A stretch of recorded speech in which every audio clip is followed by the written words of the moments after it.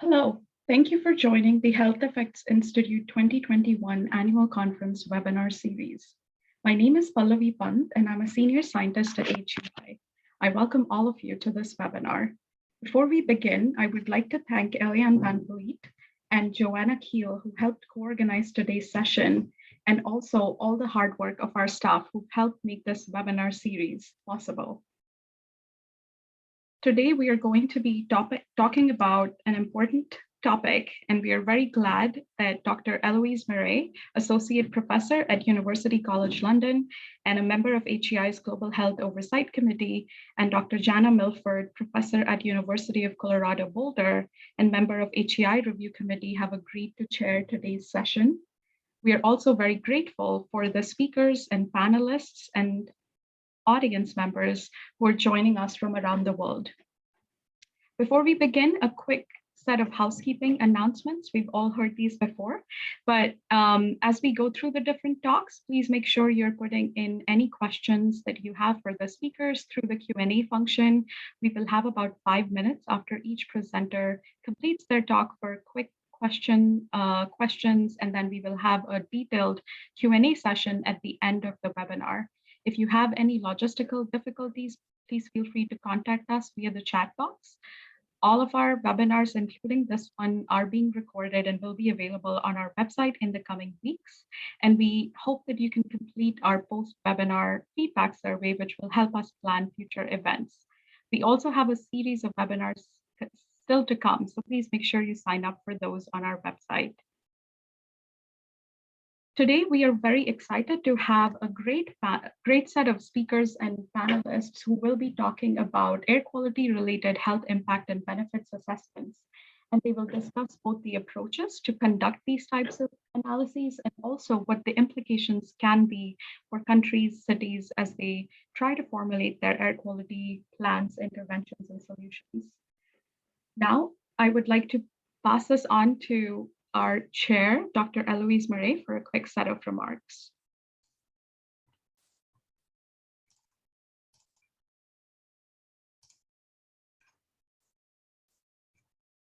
Thanks, Pallavi. I'm not going to stand between you and the speakers for too long, but just to set up the session today. So we're all probably very familiar with the global impact of air pollution on health. It's one of the leading health risks, and depending on which resource you're accessing, the number of premature deaths is about 7 million from exposure to both outdoor and household air pollution. But of course, it's highly geographically variable. This is just from the GBD visualization tool, showing the rate of premature mortality for different countries and then also sub-regions within each country, showing that the hotspots are quite familiar to us now. China and India show up, but on a rate basis, another portion of the world that shows up as having a large premature mortality is Western Europe. But of course, this is just a snapshot for 2019. It's just focusing on ambient fine particles, or PM 2.5. But air pollution is dynamically changing. We're seeing air quality policy lead to improved air quality, but also rapid development in other locations leading to increased degradation in air quality.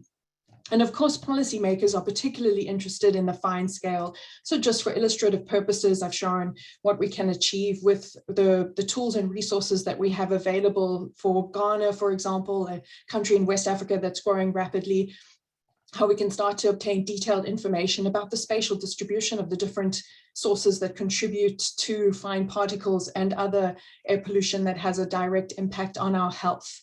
And so our speakers today will take you through a journey on how we progress from a broad range of current and next generation air quality tools that we have available, and that will be covered by Davin Henze, how we can merge these tools for a detailed assessment of the sources and health burdens of air pollution, focusing specifically on the GBD MAPS project, which will be presented by Erin McDuffie, and then also how this information can be taken up by decision makers to develop policies that have the greatest societal benefit, and that'll be covered by Marcus Aman. So Pallavi already covered this, but just to reiterate that between each talk, we'll have a brief few minutes for a Q&A. So please post your Q&A in the box by clicking on the icon indicated on the slide.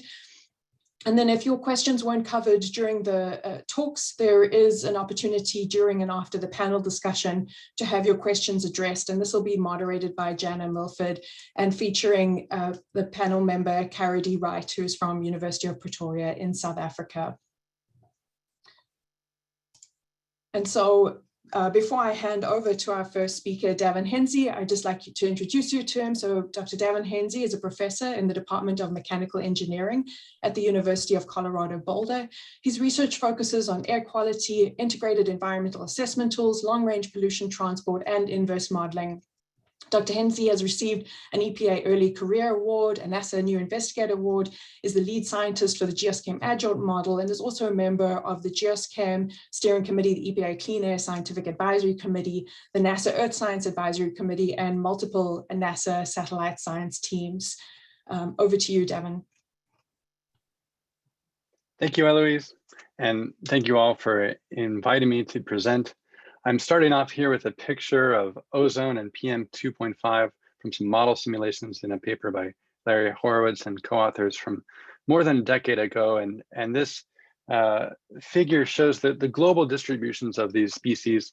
These are the species that really contribute to these large numbers, these several million premature deaths occurring globally that have really highlighted the issue of air quality on an international scale. And today I'll be talking about the models used to come up with these figures, as well as the models that we use for relating concentrations to health impacts, as well as emissions and policy decisions to health impacts, but focusing specifically on these two species, ozone and PM 2.5, in the discussion of air pollution.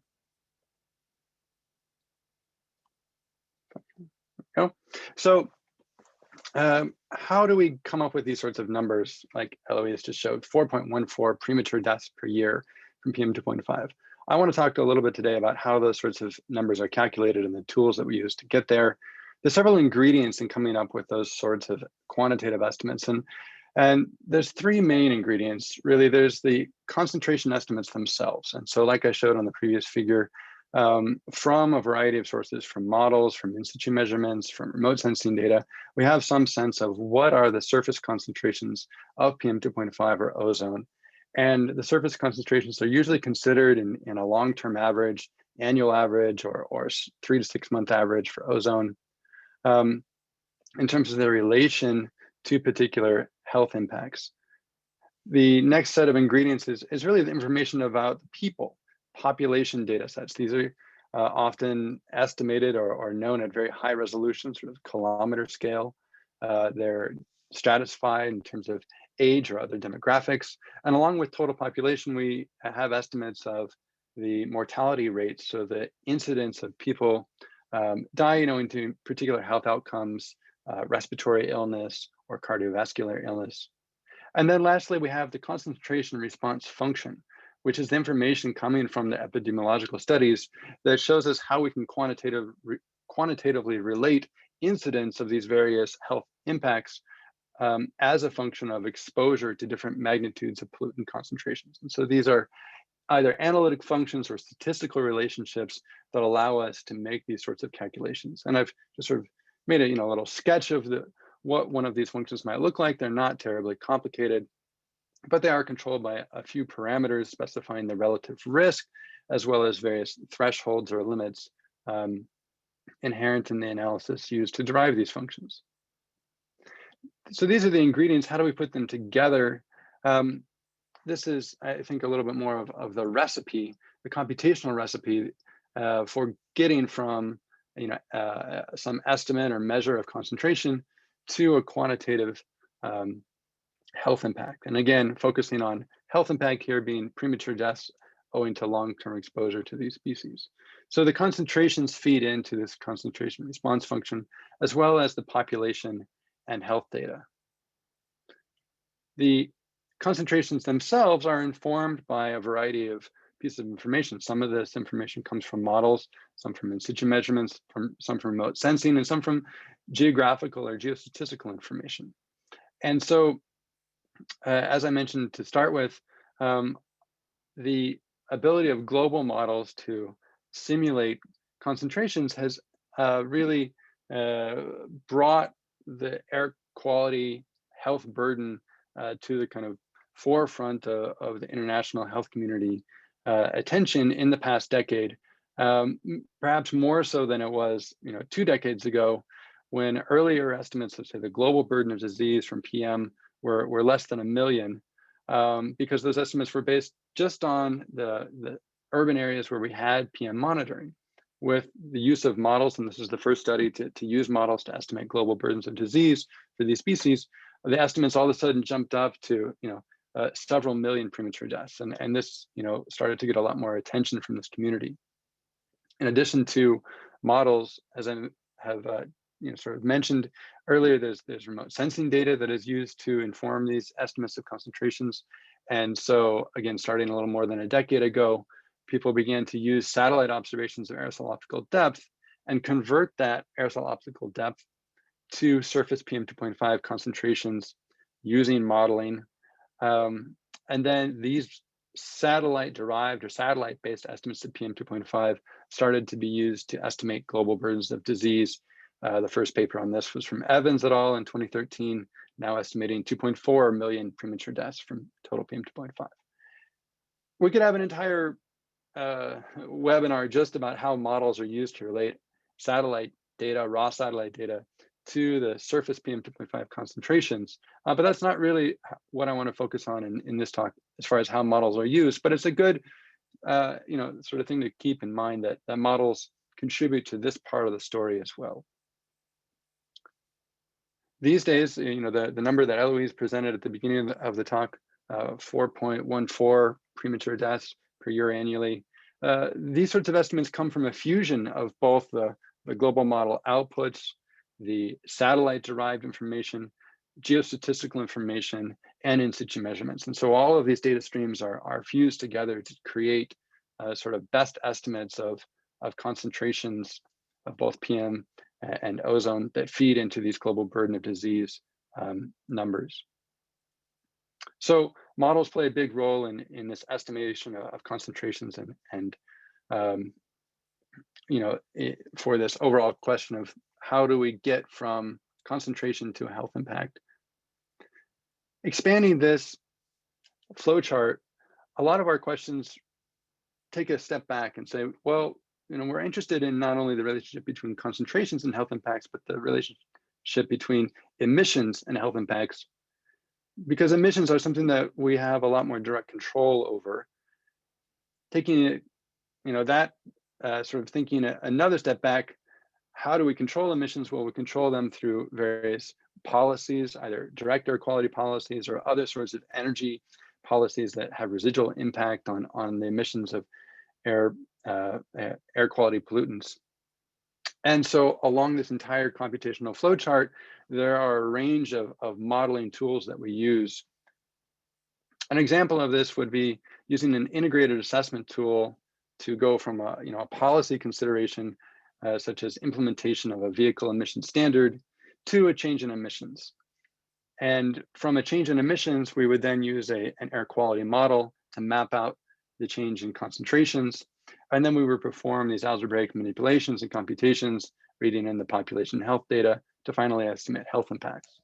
And an example of one set of tools that you might use for this would be to use the gains model for looking at how the activity of transportation responds to a particular policy, the eclipse model to allocate and distribute the emissions from transportations in time and space, GeoSChem, a chemical transport model to take those emissions and estimate a change in concentrations. And then you do all these number crunching yourself, or you call your good friend Susan Annenberg and she helps you do these calculations in order to estimate the health impacts. And this is what we might call the most rigorous calculation. It requires a wide range of expertise, ranging from knowledge of the statistics of the epidemiological studies to being able to run integrated assessment models.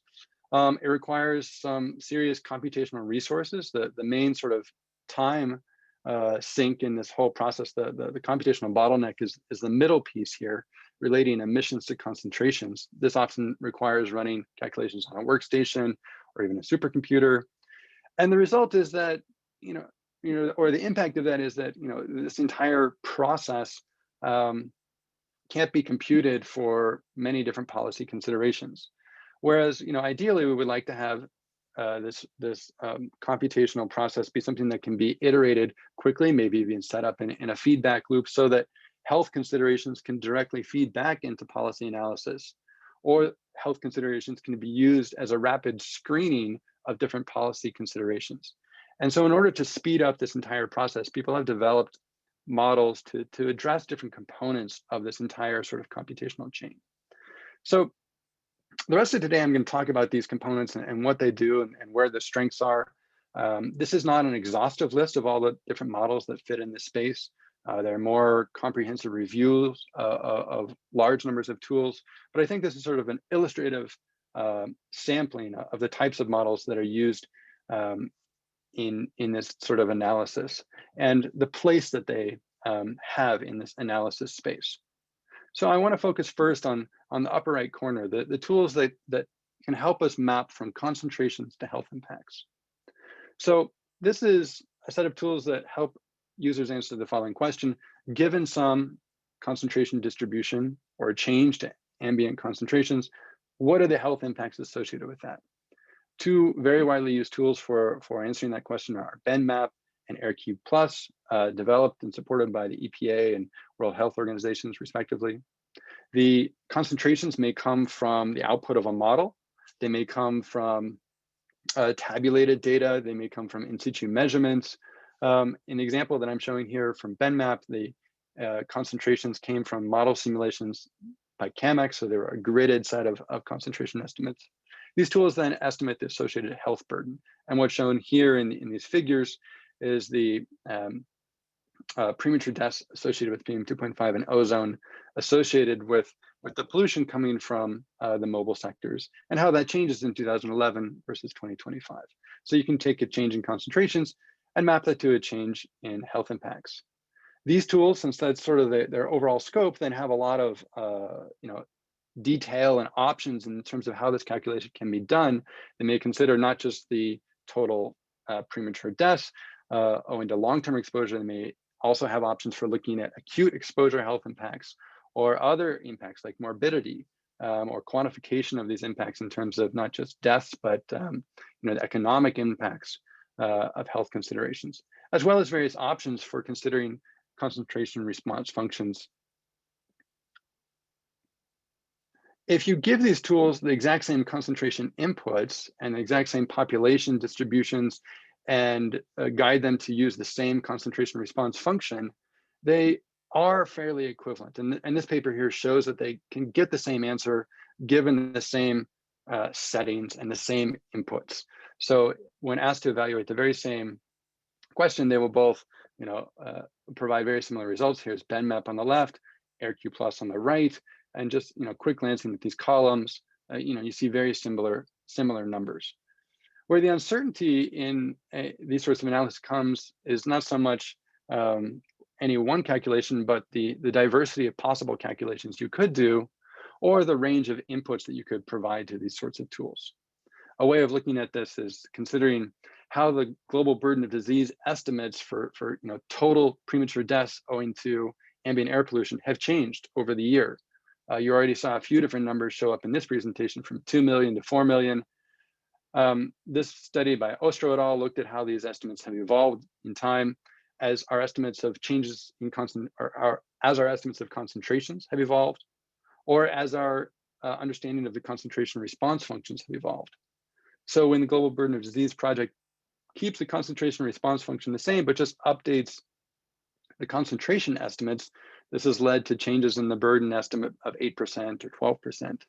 If they keep the concentration the same, but update the concentration response function approach in kind of an incremental way, this all of a sudden may lead to a 30% jump in the global burden.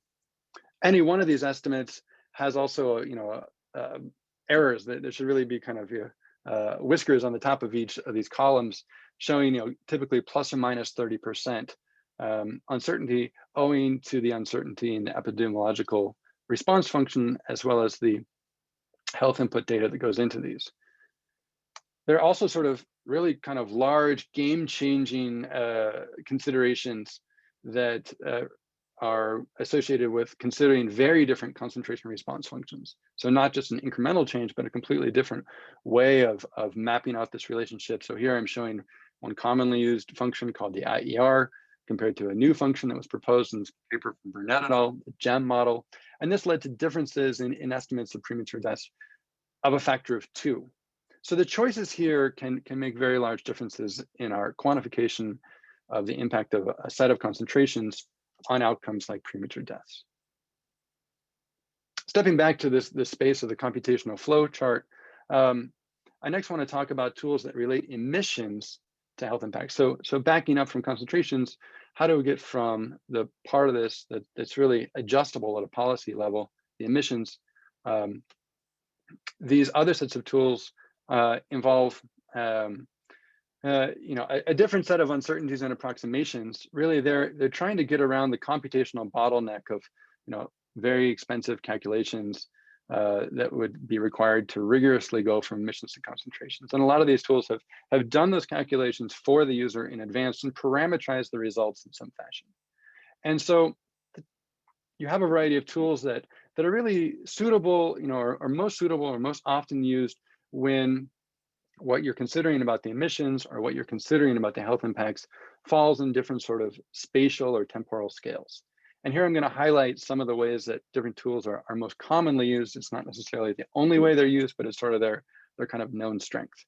So if you start off by asking, well, what type of emissions are you considering? Are you considering a question related to emissions from a particular point source? You might want to use a tool like the easier tool, or emissions in a particular county. You might use various versions of the APEEP model, also referred to as APX. If you're looking at gridded emissions inventories that change owing to different estimates of historical emissions or future projections of emission scenarios, you can use tools like INMAP, FATE, FAST that take into account gridded species or sector resolved changes to emissions across really wide spatial scales. Then on the right side of this page is a distinction between what type of results you would like to get out of these tools. Would you just like to know what are the total impacts on premature deaths anywhere? You don't really care where those people are. You just want to know what are the avoided deaths. Tools like Easier can give you that. If you want to know where all are the premature deaths occurring, are these occurring in this part of the city versus that part of the city? Tools like INMAP that have very flexible spatial resolution in mapping out the response are quite valuable, and that would help with addressing questions related to environmental justice. Other tools provide their impacts on gridded, fixed grids at a variety of scales, maybe globally at a fixed grid, like the GBD Maps project, which we'll hear about. And then other tools have aggregated results either at the urban, county, or national scale. In addition, some of these tools are going to present not only premature deaths, but changes in the concentrations themselves, or they're going to monetize these sorts of health impacts in terms of the economic value that you would obtain per amount of emission change. So you see a lot of sort of dollars per ton type of results coming out of these tools. How do these tools compare? Well, at this step of the project, we're having to make some approximations to quickly relate emissions to concentrations.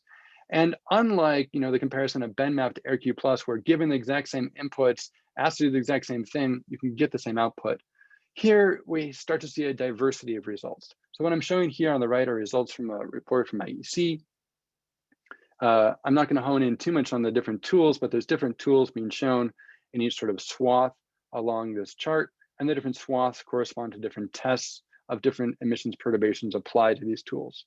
And then the range of numbers here are the ranges of these tools estimates compared to a rigorous calculation using a complete, detailed, high-resolution air quality model, in this case, CMAQ.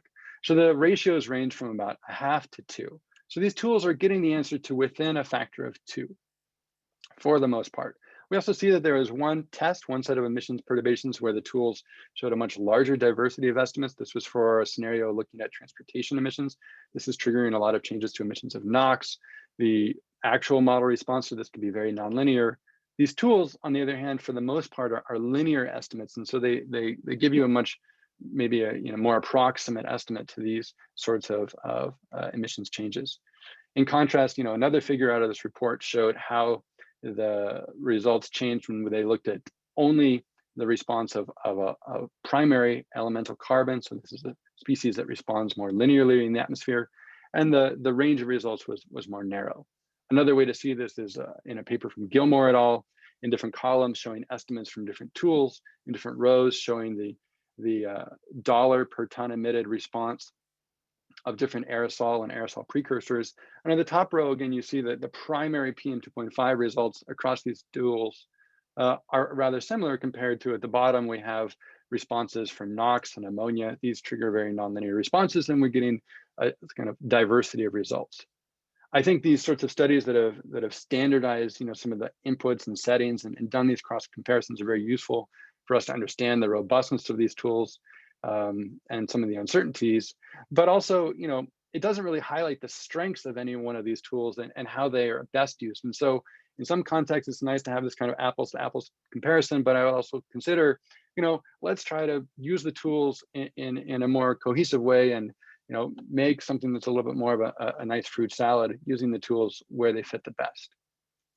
Lastly, some of these tools, their scope goes all the way to looking at policy changes and how those impact emissions. These tools like LEAP IBC or Pathways, the tool that's in development, compile a lot of information about the current set of emissions, the current set of emissions controls that are in place.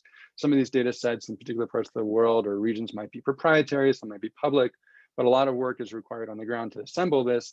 And then they can be used to ask questions like, if we have a certain carbon emission policy, can that be tweaked to also include reductions to emissions of short-lived climate pollutants like methane and black carbon? And if those were enacted either in one country or globally, what would be the co-benefits for air quality? And that's what is shown in this results figure here on the left, showing tens of thousands of premature deaths avoided when these control policies are designed with air quality co-benefits in mind. Okay. What's under the hood of all these? As I mentioned, actually doing these calculations rigorously could take hundreds to thousands of hours. And so these calculations are parameterizations of results of rigorous air quality models at different scales. The tools may include bias corrections owing to in situ data or remote sensing data. They're available in a variety of formats, either web-based, spreadsheets, scripts, software that you download. Some of these are open access, some are not. I'll provide this link if these slides are made available later to folks as far as how to access these tools, and wrap up with a summary just to say there's a wide range of tools available across scales. They differ in the types of inputs, as well as the resolution of these inputs and the resolution of the results that you get. Some of the largest uncertainties in these calculations are owing to our selection of the concentration response function, as well as the approximations made in relating emissions to concentrations. I think I'll end there and we'll take questions maybe now or if not now during the panel conversation. Thank you. Thanks, Evan, for a really great overview of the range of tools that are available. Unfortunately, we are out of time to take questions now, but I know there are a number of questions that have been posed to you, so we will cover them later in the session. So Erin, if you want to share your screen, just that we have that ready to go. Our next speaker is Erin McDuffie. So Dr. Erin McDuffie is an atmospheric scientist whose academic work has combined field measurements, computational models, and interdisciplinary collaborations to study sources of air pollution and its impact on human health. Dr. McDuffie received her PhD in atmospheric chemistry from the University of Colorado Boulder.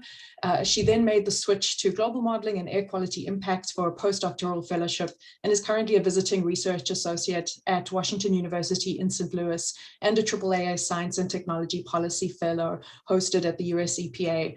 Dr. McDuffie also pledges her time to communicate science and diversify STEM through outreach and mentoring. Over to you, Erin. Great. Thank you so much, Eloise. And thank you to the HEI for inviting me to give this talk today.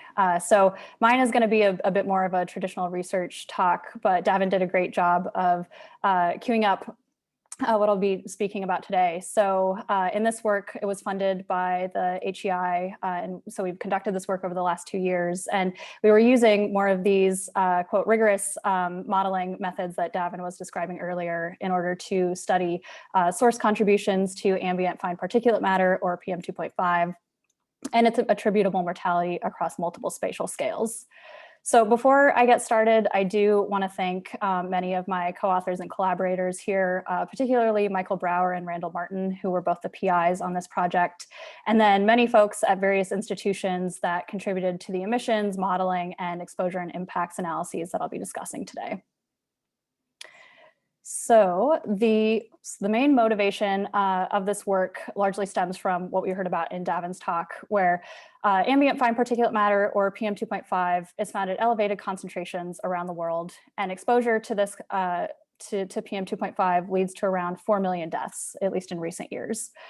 And so if we want to conduct research where we ultimately try to reduce or determine ways that we can reduce the number of deaths that are occurring worldwide, we need to ultimately reduce the number of the concentration of PM2.5.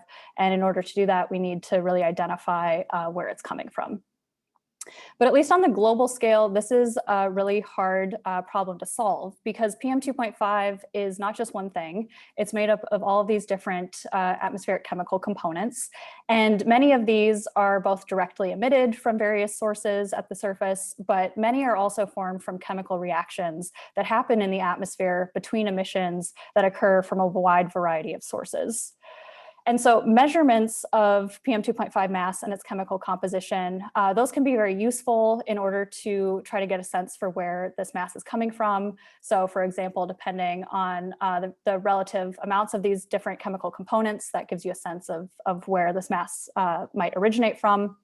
However, long-term measurements of annual average concentrations are not available in the majority of countries worldwide. So this is a figure from one of Randall Martin's recent papers, where he's showing that 60% of all countries, which are all of these grayed out countries on this map, these don't have a single long-term monitor for ambient PM2.5 on the surface. So if the goal of our study is to, again, try to determine ways to reduce ambient mortality or attributable mortality and reduce PM2.5 concentrations, identify dominant sources. In order to do that on the global scale, we need to turn to other methods besides just ambient observations. So that kind of gives you a context for this work. And to back up for a moment, the specific study that I'll be talking about today is part of the HEI-funded Global Burden of Disease Major Air Pollution Sources Project, or GBD MAPS for short. And again, the goal of this particular project is to identify major sources of ambient PM2.5 and its attributable disease burden for 204 countries around the world.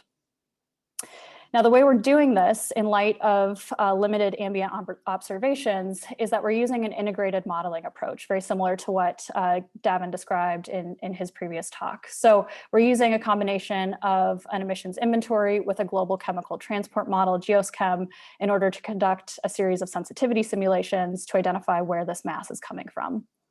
Then to quantify the contribution of these various sources to both the absolute mass of PM2.5 and its disease burden, we're integrating our sensitivity simulations with high resolution exposure estimates and then concentration response relationships from the GBD.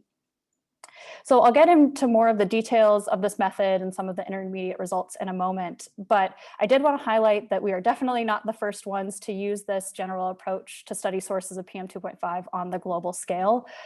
So here are some results from just 2 previous studies in this space. So again, showing the fractional contribution of various sources to PM2.5. And the reason that I'm showing this is not only to highlight that we're not the first ones to do this type of study, but I think point out 2 key points that kind of separate what's been done in the past to what we're trying to do with GBD Maps Global. So the first, I think, just by the nature of the fact that these papers were published a few years ago, they're using simulations that at this point are fairly dated. And so the emissions that are used in these simulations may not reflect the ambient chemical concentrations that we have or that we're observing in the atmosphere today, particularly because there are regions like China which have implemented policies that have drastically reduced their air pollution emissions. And then second, you'll note that both of these studies kind of test the contributions of rather aggregate sectors. And so I think it's important to note that the policy relevance of these types of global studies, the policy relevance increases as you provide information on more detailed source sectors, particularly the addition of fuel type information. And then, as I noted, studying contributions from contemporary estimates of emissions provides more policy relevance. And then also providing these types of results at multiple spatial scales, because sources of PM 2.5 can vary drastically at the subnational level. So all of these aspects we were attempting to address directly through the GBD Maps Global project. So going back to our general methodology overview, I'm going to now spend the next few minutes talking about each one of these steps in a little bit more detail and providing some intermediate results. So I want to start back at the very beginning with the emissions inventory and the modeling work, and really highlight the point that these types of studies, they're really only as good as the emission inventories and the models that they're using. And so when we started this work back in the fall of 2018, at that point in time, there was not a global gridded air pollutant emissions inventory that publicly provided emissions with contemporary estimates, or as contemporary estimates as we wanted, and they didn't publicly provide the detailed source categories and fuel type contributions that we wanted to work with in our study. And so I ended up collaborating with the developers of the Community Emissions Data System, or CEDS. So this was developed out of the Pacific Northwest National Laboratory and University of Maryland. And so I worked with these developers to provide or publish an updated version of the CEDS inventory that provides gridded anthropogenic emissions from 1970 all the way up through 2017 for 7 key atmospheric pollutants and PM 2.5 precursors from a variety of emission sectors. And so I'm showing here the global total emissions of each one of these different atmospheric pollutants, and the total global emissions are colored by their contributions from various sources. So you can see, for example, these sources range all the way from agriculture to energy generation in the light green to waste in this orange and residential energy use in the light blue. Now, a key aspect of this work, as I previously noted, was the availability of fuel type information. So we were also able to produce those results from this emissions inventory. And so now I'm showing the same global emissions, but instead of colored by source sector, I'm now coloring the total emissions by fuel type contribution. So sorry if this is small, but you can see that, for example, again, for ammonia, process or non-combustion emissions are a large source of ammonia and non-methane VOCs. Dominant sources of NOx are actually oil and natural gas combustion. Coal combustion is a dominant source of SO2 throughout the entire time series. And then organic carbon and black carbon have large sources from solid biofuel or biomass combustion. And because we have these emissions spatially disaggregated, we can also look at emission trends in terms of different regions around the world. And so this is what I'm quickly showing here, just to highlight a point that I made earlier, that there are particular countries or regions around the world, like China, for example, which are all of the red curves in these figures, where they've introduced policies that have drastically reduced their emissions of particular air pollutants over recent years. And so this just, again, highlights that if you're doing this type of study and you're using an inventory that's maybe 5+ years old, that inventory is likely not going to reflect the chemical conditions of the atmosphere today. So we ended up using this emissions inventory as an input into the GeosChem 3D chemical transport model. And this model was originally developed out of Harvard and uses assimilated meteorology and these anthropogenic emissions as input in order to simulate and model all of these basic atmospheric processes in order to calculate local concentrations of different atmospheric components, including all of the components of PM 2.5. So we ended up using these tools, as I mentioned earlier, to run a series of sensitivity simulations. And so exactly what that means is that we ran 25 simulations where in each one we completely eliminated one emission source. So for example, what I'm showing here are results from coal use in the energy sector. So we removed all of those emissions worldwide, looked at or calculated the amount of PM 2.5 that was formed in that simulation, compared it to the amount of PM 2.5 that was formed in the base simulation where all sources of emissions were present. And that gives us a sense for how much PM 2.5 is produced from that particular source. For our study, looking at 25 different sources of PM 2.5, this ended up requiring 100 individual 13-month model simulations, which in the end, I think took about 2 months of real time to run on our cluster. So very computationally intensive. But once we had the full set of simulation results, we were able to calculate the fractional or relative contributions of all of these different sources to PM 2.5. And we can do this at the global scale, like I'm showing here in this example, all the way down to the national and subnational scales. So diving into a few of these model results quickly before I move on. I wanted to show you first just a snapshot of what the dominant sources of PM 2.5 look like on the global scale. So you can see here from this pie chart that residential energy use is the largest source of PM 2.5. Also industrial processes, energy generation, and windblown dust are other dominant sources. Of course, we can also look at these source contributions now not in terms of source sectors, but in terms of different fuel types. And so here, this pie chart is now showing that solid biomass, total coal, and liquid oil and natural gas combined contribute to about half of the PM 2.5 worldwide. And then if you just separate the fossil fuel combustion contributions, so coal and oil and gas, those contribute to about 27%. So I noted at the very beginning that the policy relevance of these types of studies increases as you provide more detailed information. And so I just wanted to give you 2 examples of that from our study very quickly.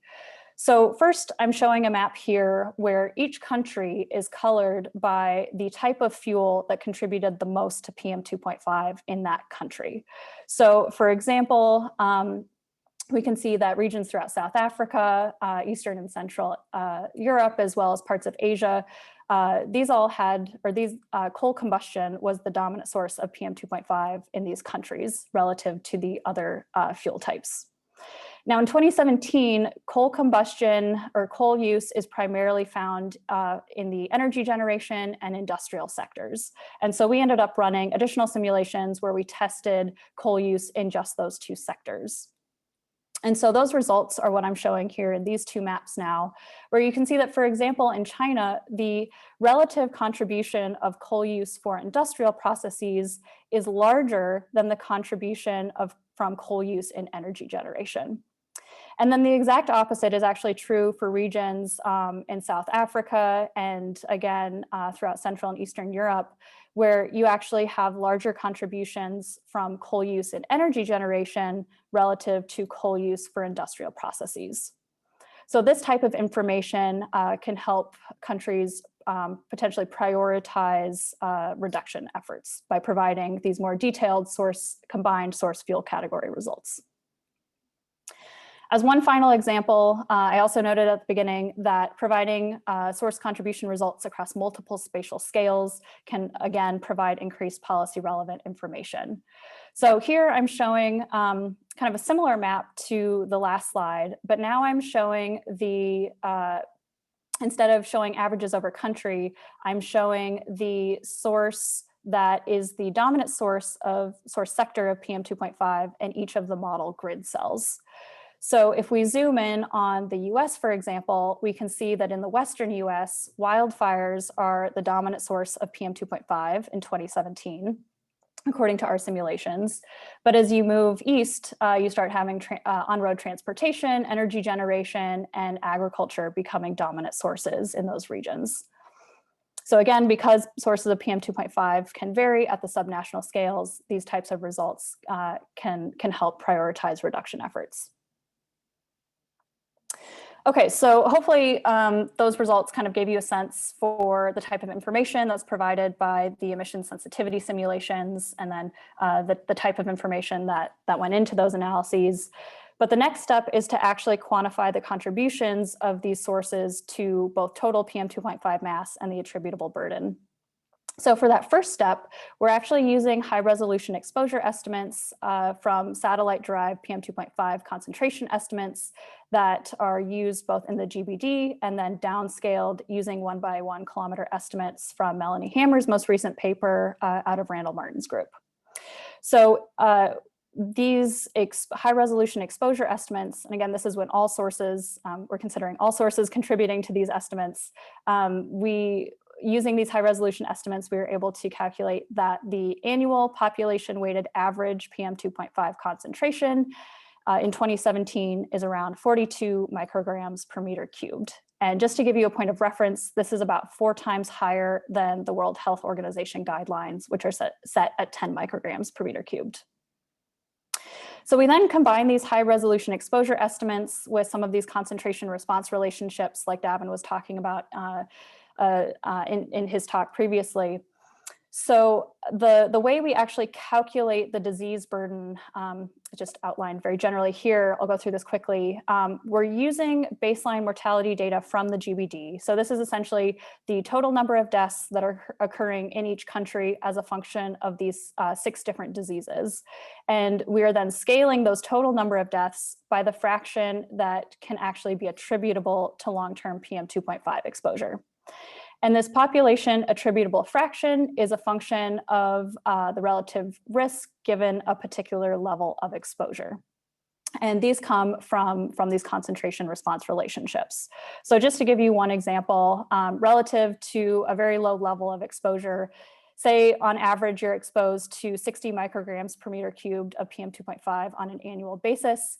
That means that you have about a 1.5 times higher relative risk of developing and dying from COPD and ischemic heart disease than you would at this relatively low or no exposure level. So we combine these high resolution exposure estimates with these concentration response relationships to provide an updated estimate of the total number of attributable deaths in 2017 from all sources of PM 2.5. So that is, those results are what I'm showing here in this map. So this is essentially an updated version of the map that I showed you on slide 1. So each country here is colored by the total number of deaths attributable to ambient PM 2.5 in that country based on our study. But if we want to get back to our original question of what are the sources leading to these levels of mortality, this is where we can combine these burden results with our source sensitivity simulations. So here I'm showing the results again for the global average. I already showed you these first 2 pie charts before. This pie chart is now showing the contribution from these various diseases. But we can see, for example, or just as a reminder, that residential energy and windblown dust are large sources of PM 2.5 mass and attributable mortality. If we look at fossil fuel contributions specifically, as a reminder, these contributed to 27%. And now when you apply that to our estimates of the total attributable burden, we can calculate or estimate that fossil fuel combustion actually leads to about 1 million deaths worldwide in 2017. Now, these types of results, we not only have these results at the global scale, but we have them for all world countries. And so I just wanted to kind of give you an overview of the type of information we have in the study. So I'm going to show you these same results for the top 9 countries with the highest attributable disease burdens. So on this map, India and China really pop out. And so you can see that their total number of attributable deaths are listed here. I think what's really interesting about combining now with these source sensitivity simulations is that you can start directly comparing sources across countries. And so you can see that, for example, total coal and waste sources are actually larger contributors to PM 2.5 and attributable mortality in China than residential energy use, largely from biofuel combustion in India. And so then if we look at the remaining top 9 countries, those include Pakistan, Egypt and Indonesia, as well as Bangladesh, Nigeria, and then the United States that comes in at number 9. So there is a lot of information on this slide, and I'm not expecting for you to take it all in right now. This just shows an example of the wealth of information that's provided in this type of rigorous analysis. And as I mentioned before, allows you to start comparing and contrasting sources across countries. So just as one final example, in the US, we have a much larger contribution from on-road transportation and liquid oil and natural gas combustion than many of these other top countries, particularly when you compare with more arid regions like Nigeria and Egypt, where they have this very large contribution from windblown dust. So I now want to end by noting again that we are not the first ones to conduct this type of study. And in the manuscript that we've prepared and the report for HEI, which will be forthcoming soon, we did a rigorous comparison with all of these different previous studies at both the global scale and the national scale. And instead of going through those results, I just kind of wanted to emphasize here instead that it is really difficult to quantitatively compare results across all of these different studies, even if they're using generally the same approach that I'm showing here. Because if we look back at our general methodology overview, even if you're using the same approach, there are essentially differences in every one of these steps that lead to large differences in the final quantitative values. And so, for example, you can use different emission inventories, different models, different exposure estimates, and differences in these concentration response relationships drives a lot of the differences between these types of studies. And so I think it's really important that as a community, as we're starting to kind of grapple with these differences and try to reduce these discrepancies, it's really vital that these types of studies are done in a transparent way, and that they provide the input data and results in a public format, and that the methods are documented appropriately. And so to that end, we made a point of doing just that with our study. We have made all of the assets of the study publicly available, from our input data sets to our analysis scripts to the results. Many of these are publicly available right now, but all will be released once the final manuscript is published. And then we've also produced or developed a public data visualization site to help you interact with the data without having to download the entire data set yourself. So then to end, I know I've gone long, so I'll just leave my conclusions up here, but I think it's important to note that even though there are differences in many of the studies that quantify the attributable disease burden of PM2.5, I don't want us to get bogged down too much in the details, because I think we do have enough information to start taking action now. All of these studies have found that anthropogenic sources of emissions contribute to PM2.5 formation, particularly from fossil fuel combustion. And so even if some of these studies estimate fossil fuel contributions of 1 million or maybe 9 million deaths, there's still that association there. And so that we still have generally enough information to take action now to lead to a healthier population and planet.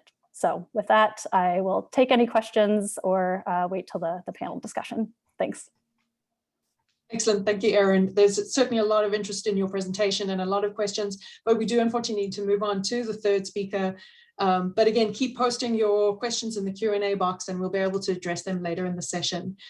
So it's my pleasure to introduce Marcus Aman. So Dr. Aman is at the IIASA, and he has decades of experience in policy analyses on cost-effective emission control strategies for clean air and climate policy proposals, and has also led the development of integrated assessment models for the control of greenhouse gas emissions as well as air pollution. He's worked closely with the European Commission and the Convention on Long-Range Transboundary Air Pollution.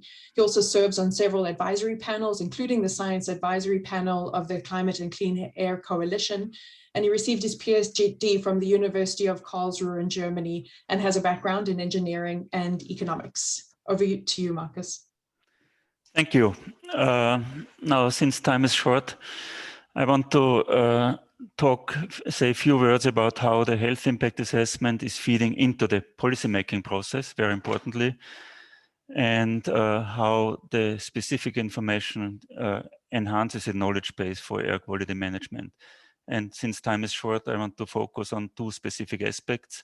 First one, a clear message coming out from all the health impact assessment methods on how to make air quality management more effective.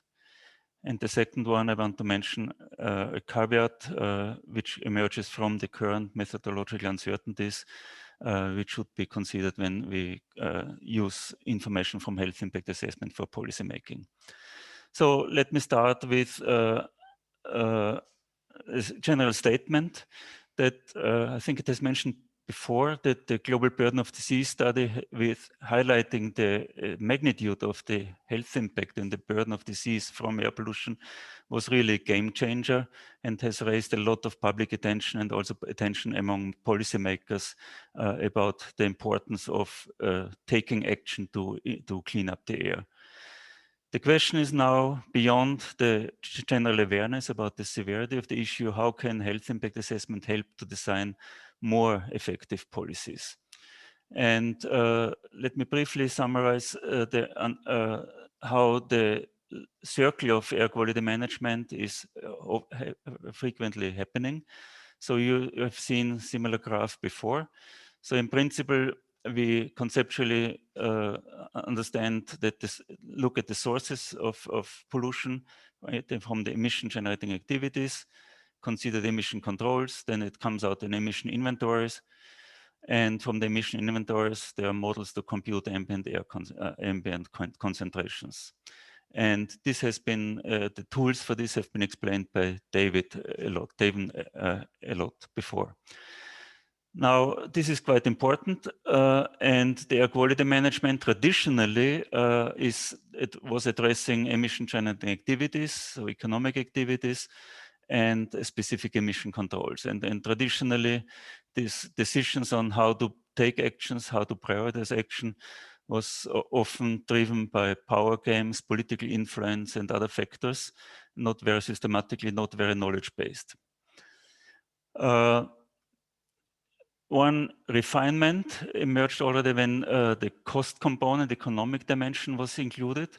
So it was then possible to quantify the costs of different emission control strategies, which adds already an important dimension to the policymaking. And these concentrations, air quality levels, together with costs, help to enhance the effectiveness of policies. But now, with the global burden of disease and with the emergence of the health impact assessment methodologies, we could go a step further. So, as was explained before, from the ambient concentrations, one could go compute the population exposure, and then on the health impacts. And this, of course, provides much more power to this design of policies. And the traditional economic textbook approach for using this information in a most systematic way is to go through a cost-benefit analysis, which starts from the health impacts, quantifies the monetary benefits from this, and then these monetary benefits can be balanced against the cost of emission controls. And according to economic theory, the optimal point is then, optimal intervention level is then reached when the marginal cost of emission controls are equalized to the marginal benefits. That's very nice and very attractive from a theoretical perspective. However, in practice, we find that there are some issues, some aspects which impede somehow the acceptance of such a cost-benefit analysis. And there are major contentious issues, uncertainties, but there are also ideological issues in terms of quantifying the health impacts. For a long time, this health impact assessment was based on evidence gained in the Western world. There was a question raised by many countries to what extent these estimates are applicable and valid for the developing countries.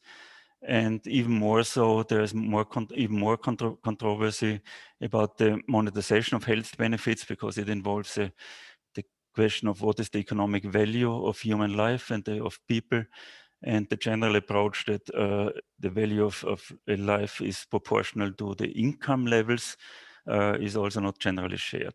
So although this cost-benefit analysis is a conceptually and theoretically attractive concept, in practice, these issues and the debate about quantification of health impacts and especially the monetization of health benefits emerged as a thumblestone.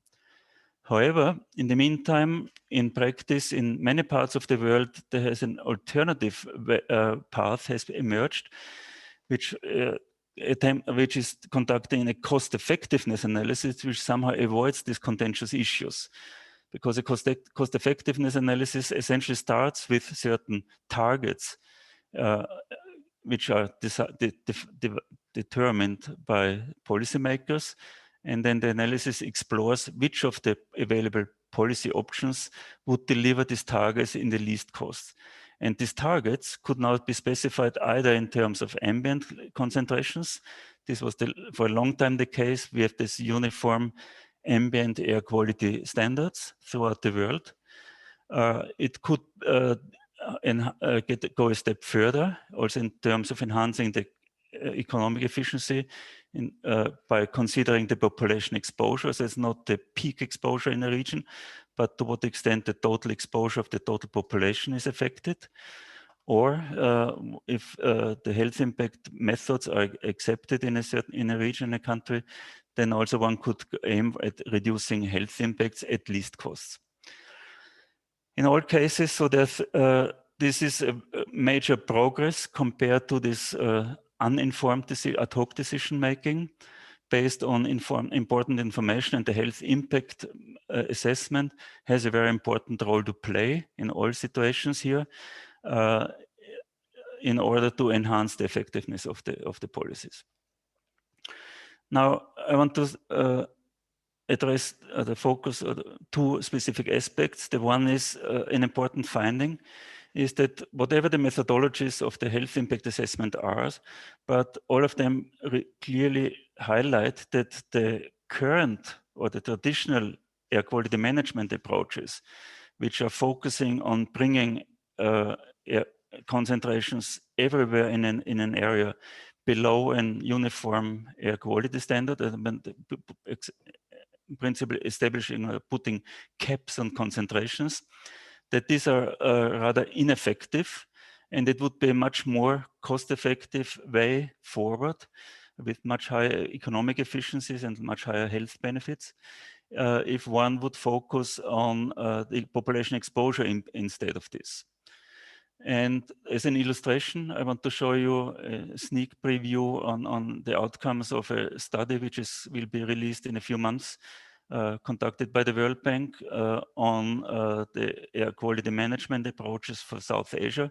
And for this study, the GAINS model was used to explore 4 alternative different strategies for reducing emissions and improving air quality. First one is this conventional ad hoc selection of measures. So this was a kind of an inventory of the most popular measures in the region.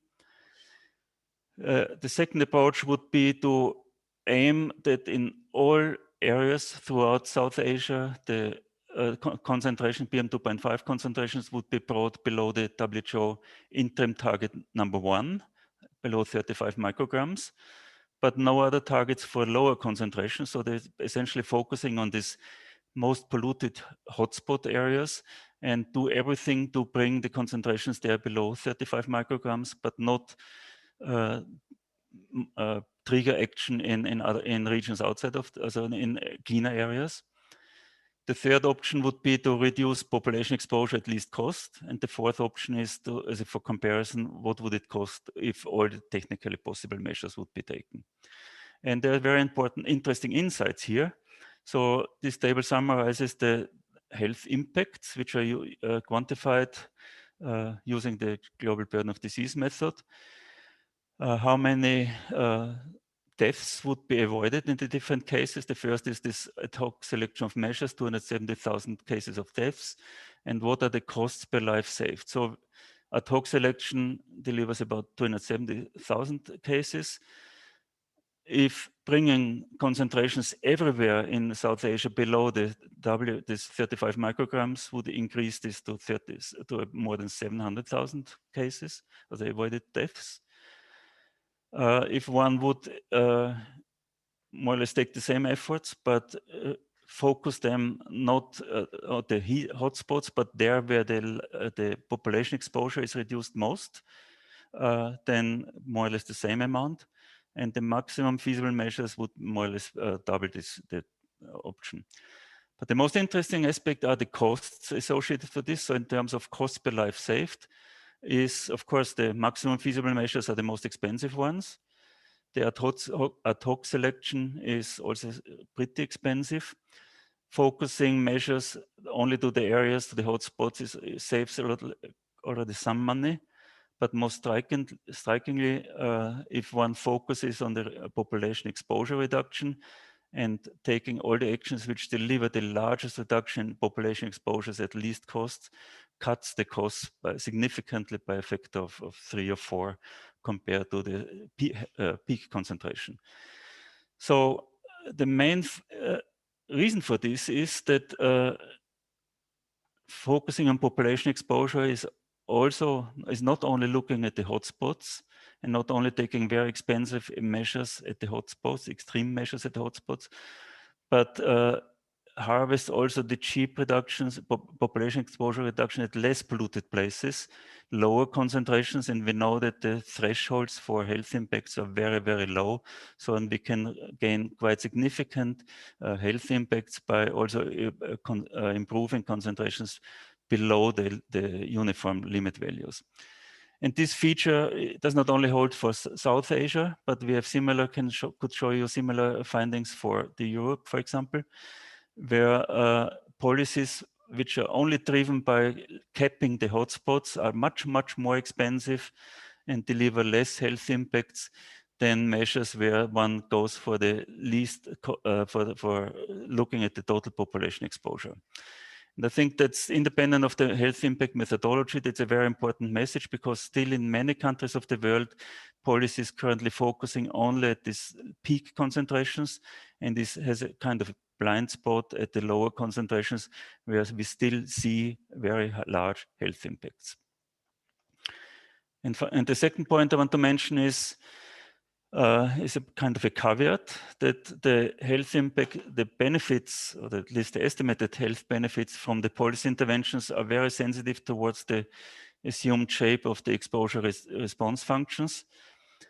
So we have heard before, there are different shapes of the exposure response functions, very popular, and what is used in the GBD are the supralinear curves, which are flattening off at the higher concentrations. There's a good rationales behind this. But there are very important implications, and there was a lot of debate whether these concentrations apply or whether these functions apply in areas which have a lot of very high concentrations, mainly also from anthropogenic sources like China and India. But I want to highlight today one aspect for those areas where we have very high concentrations of natural source originating from natural sources.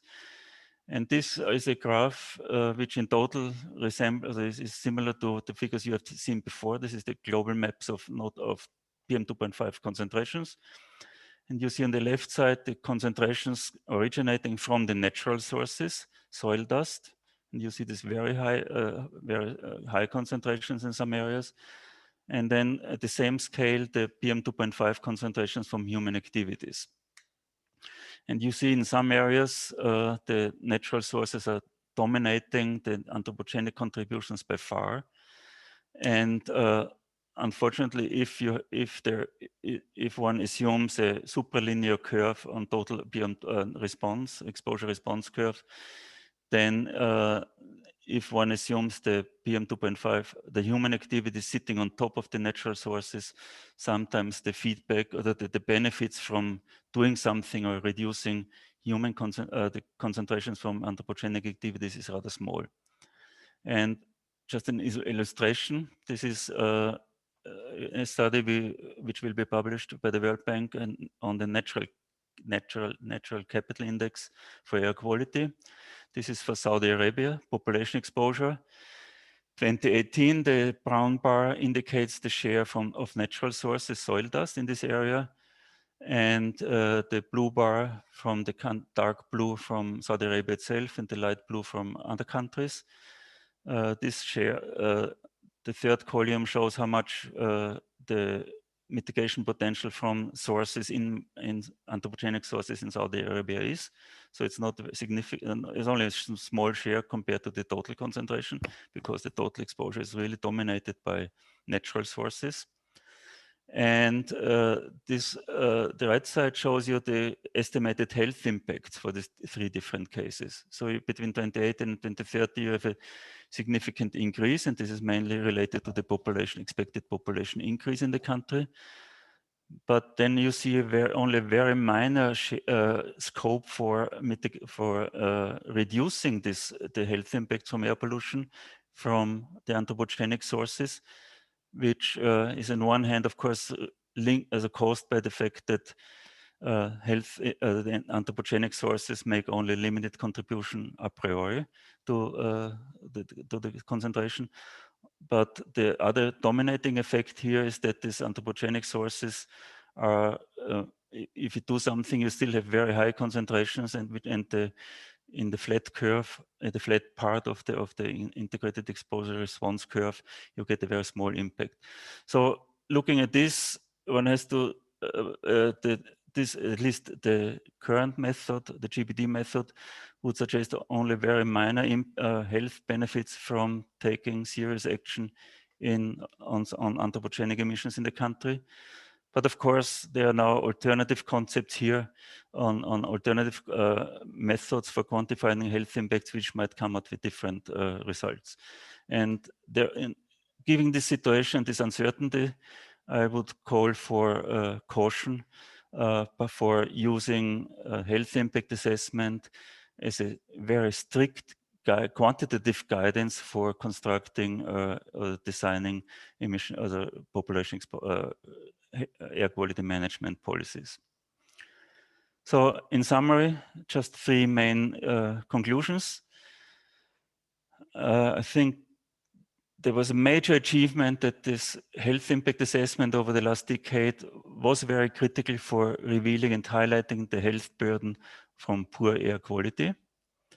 And that's really a major step forward compared to the situation we were 10 years ago. I think very important message with very far-reaching implications on the current, even the legal air quality frameworks emerges from the fact that the economic efficiency of policies or the strategies which are focusing on reducing the overall population exposure are much more economically efficient than the conventional approaches which aim at capping concentrations at uniform ambient air quality standards. This is really important, would call for a complete rethinking of air quality management approaches. And finally, just repeating this, my reservation or my caution against due to the for using the health impact methods for precise quantitative guidance for the design of air quality management due to some of the uncertainties which are not completely resolved. And this I want to stop here. Thank you.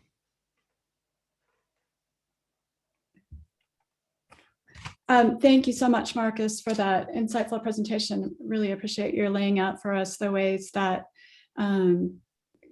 air pollution decision-making has traditionally been conducted, and the ways that health impact assessment could fit into that framework and expand on it. So we're going to turn now to a panel discussion, and I think Marcus set us up for this really well with his summary of really our whole webinar today, which is thinking about the question of how we move beyond informing policymakers about the significance of the global burden of disease from air pollution to using these new tools more productively for policy design. So I want to start by introducing our additional panel member, Dr. Cara D. Wright. Dr. Charity Wright is a specialist scientist at the South African Medical Research Council, leading the Climate and Health Research Program. She's also extraordinary lecturer at the University of Pretoria. She holds a PhD in public health from the University of Otago and a master's in geography and environmental management from the University of Natal. Her research focuses on environmental health in Africa, including personal solar ultraviolet radiation exposure and skin cancer prevention, personal dosimetry, health risk assessment, and air pollution-related disease measurement and prevention. Dr. Wright is a member of the South African Young Academy of Science, co-editor of the Clean Air Journal, and founder of the Environmental Health Research Network. So Dr. Wright, welcome to our conversation. And I'm going to start off our panel with a question to you. Could you talk a little bit about your observations of how policymakers evaluate options for guiding decisions about pollution control strategies? What's the importance of and availability of data versus models?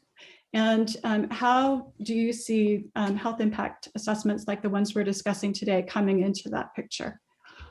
Sure. Thank you very much first for the introduction and for having me here today. It's wonderful to see such great attendance for this webinar. And thank you for the 3 excellent presentations, which some were really complicated and I had to concentrate very hard. But to answer your point, I think we've got to make a very big jump between the complexity that we saw today to get it into the hands of policymakers and decision makers so that they can make meaningful and educated decisions.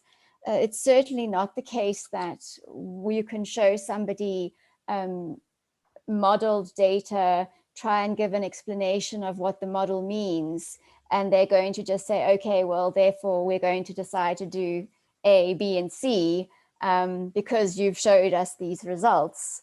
I think there has to be trust, and that was something certainly that came across for me in all of the presentations. In fact, Erin spoke very much about the word collaboration and teamwork.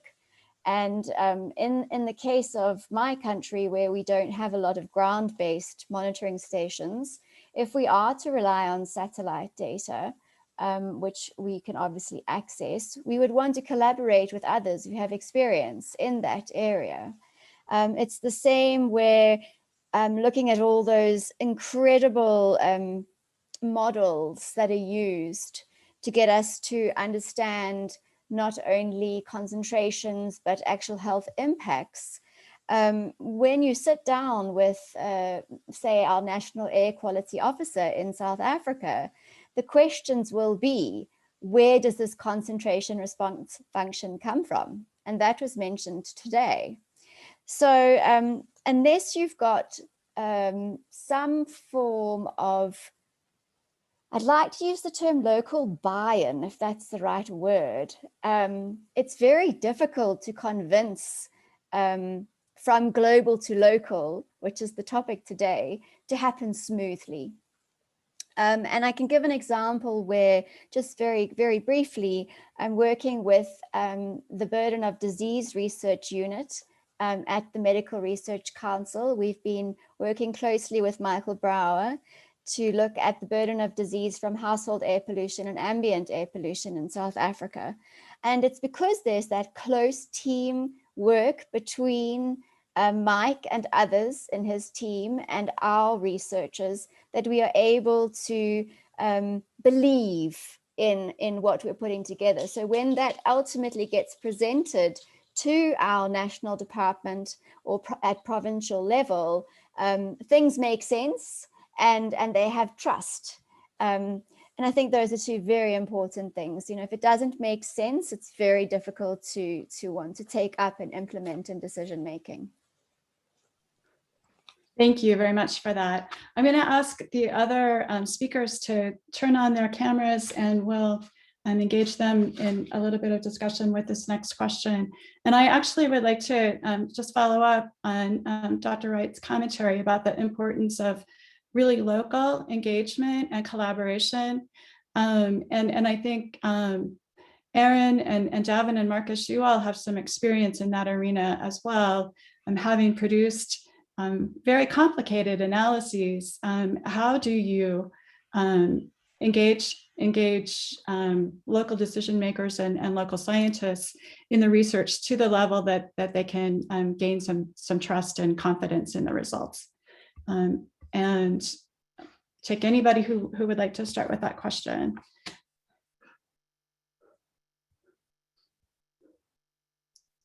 Maybe I'll go ahead and call on Aaron. Do you want to take a stab at that? You mentioned making your results available and the efforts that you're taking on that. Yeah, sure. And I think it's a great question and a great point. And I think ultimately, so we were focused on kind of this like broad global picture of dominant sources, but we were trying to get down to at least more subnational scales to try to address some of the dominant sources.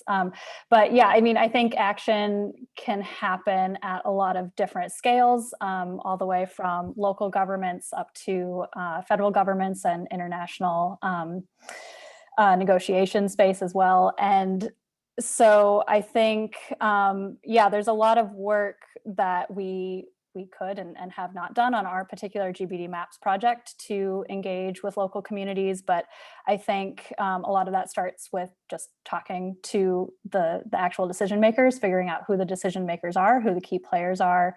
And I think just trying to form relationships, like Carity was mentioning, building trust is really important. And so not only making the information available, but actually trying to do outreach with decision makers and start building those relationships. And I'm not saying we have done that with our study, but I think that would be an important next step.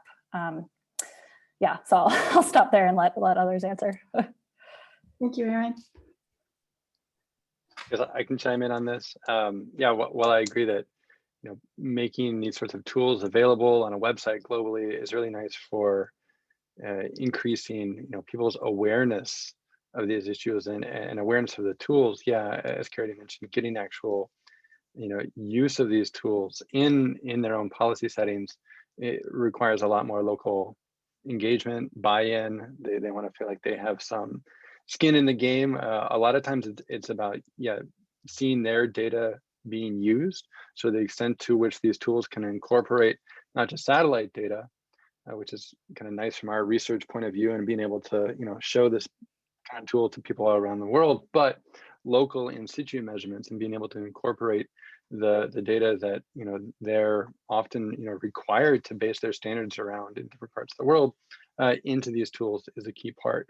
I would also say a lot of these tools, people, not myself, but for example with LEAP IBC, they have folks who spend a lot of times running training sessions on how to run the tool, or just spending time working with folks in the countries or cities that are developing the capacity to apply these tools. I haven't been personally so much involved with that, but I know that, for example, in Accra, Chris Malley, who's has gone and spent a fair amount of time working with folks there on LEAP IBC implementation, and then folks from the Ghanaian EPA have visited Boulder to interface with a few different scientists here working on projects that are connected there. And so that kind of connection is definitely essential for some adoption and also improvement of these tools. Thank you, Javin. Marcus, do you want to add to that? Yeah, maybe two aspects. One, just to confirm also my experience, I think it's first, when these global numbers, they're huge and they're hitting the headlines, but they're rather abstract and they don't tell much to people. So bringing it down to the specific neighborhood or the specific location where people are living is certainly in a very important way forward to inform or provide this information, which are the sources which are contributing, what are the impacts on your life, what are the sources contributing to this, and connected to this. I think the second aspect would be to systematically focus more on this issue, on the aspects where there are these conflicts in the society. When there And we are talking here about unless people are happy with the current pollution, then otherwise somebody should take some action. And then there's this blaming game starts immediately, that others should do something, I'm not doing something, and then different groups in the society, different economic sectors will necessarily come into conflict with each other. And providing information on these aspects, where are the conflicts, where are these difficult trade-off situations, also where policy needs to make some decision. I think this is, my experience is this is where attention is raising in the public area. If highlighting where are the conflicts, providing from the scientific side more objective information on what are the contributions from different sectors, sources, what are the cost-effective potentials for interventions, and feeding the information with this information, I think is an important way forward. Thank you.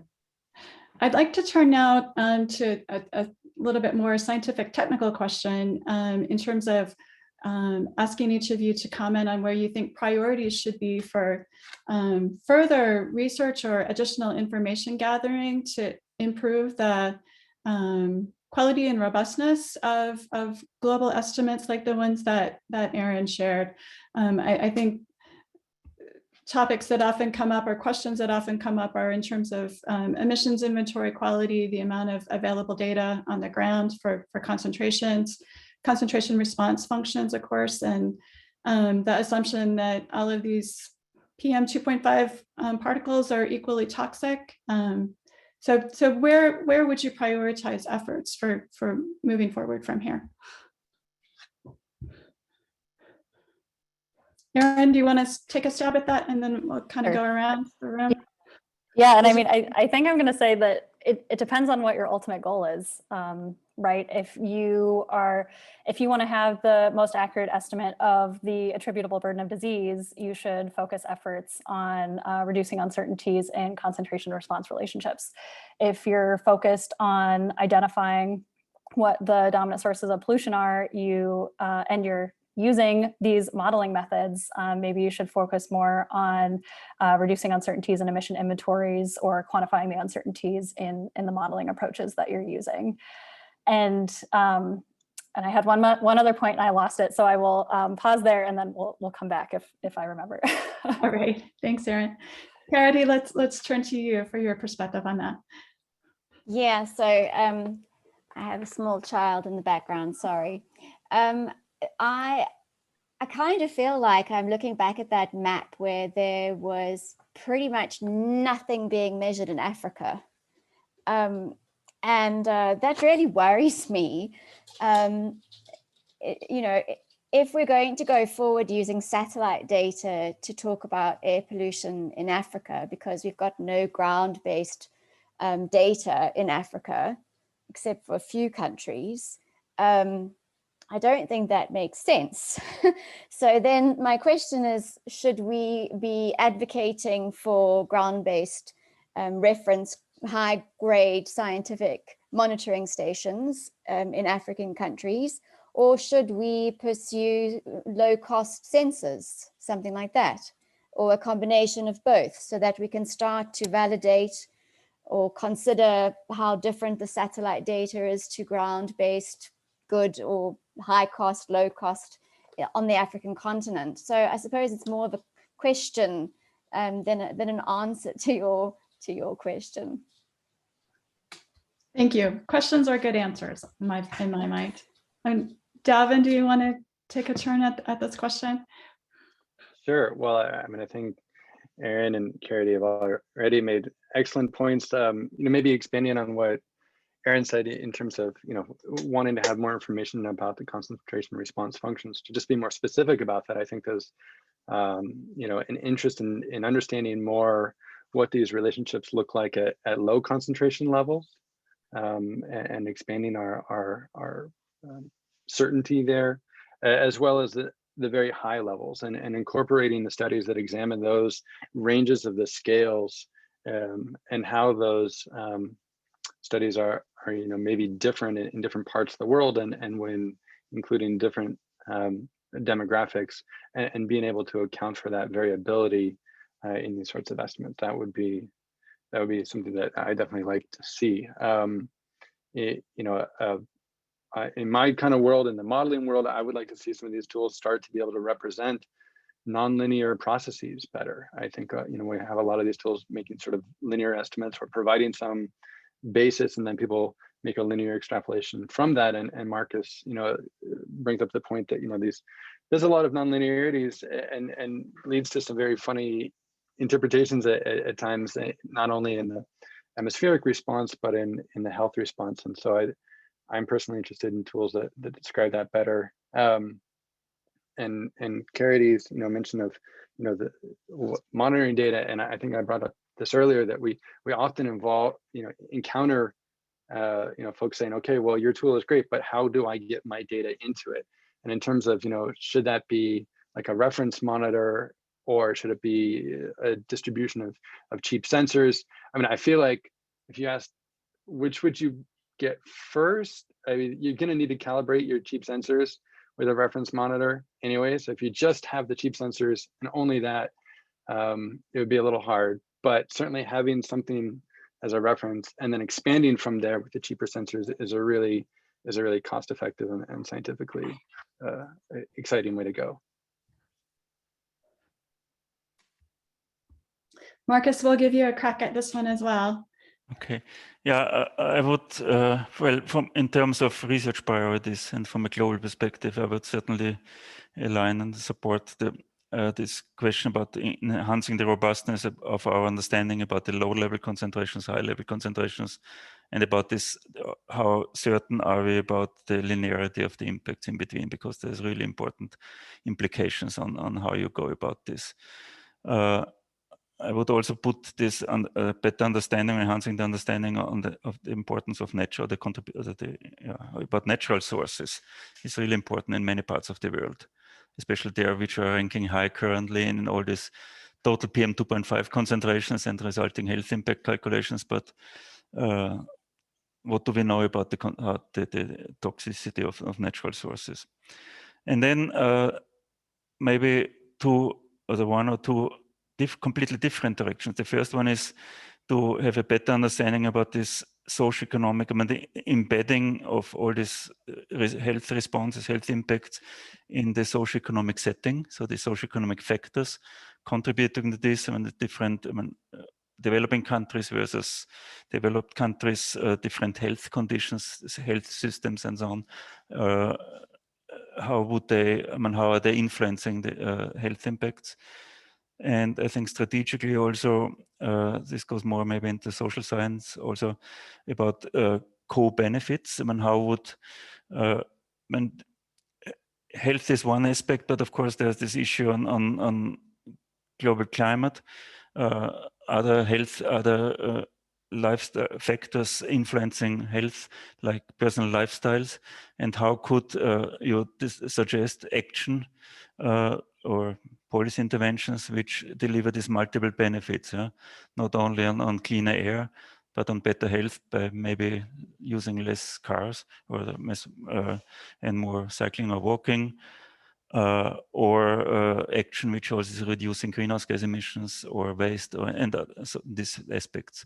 So if we think about these sustainable development targets, which of the policy interventions would deliver clean air, but at the same time also make progress on the other dimensions? I think those are all excellent points. The GBD maps effort is an impressive effort at integration, but thinking about even further integration that's needed to really understand the social context is really critical. So I think at this point we're supposed to break, and we'll pause for the HEI folks to sort of give a wrap up to our formal session, and then we're going to turn to an opportunity for Q&A with the panelists and the speakers. So I'll stop for just a second here. Thank you very much, Jana. This has been a very wonderful discussion so far, and I know we've been getting lots of questions from people for all of our speakers and panelists, so we should just keep going.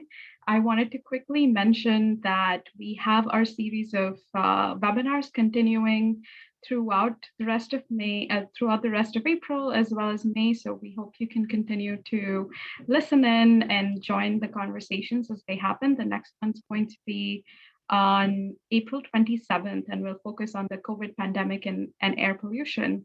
So sign up for that and we'll see you there. I'll hand it back to Jana and Eloise to keep going on the discussion. Thank you.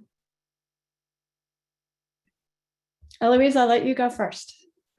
Sure, yeah, so just based on who's been upvoted. So this is a question that came in for Devon from Jana Ferreira. And so this is a question about concentration response functions that consider outdoor concentrations, but in fact, people spend most of their time indoors, and ambient concentrations may not be representative of population exposure. And a sort of general request, could you comment on this?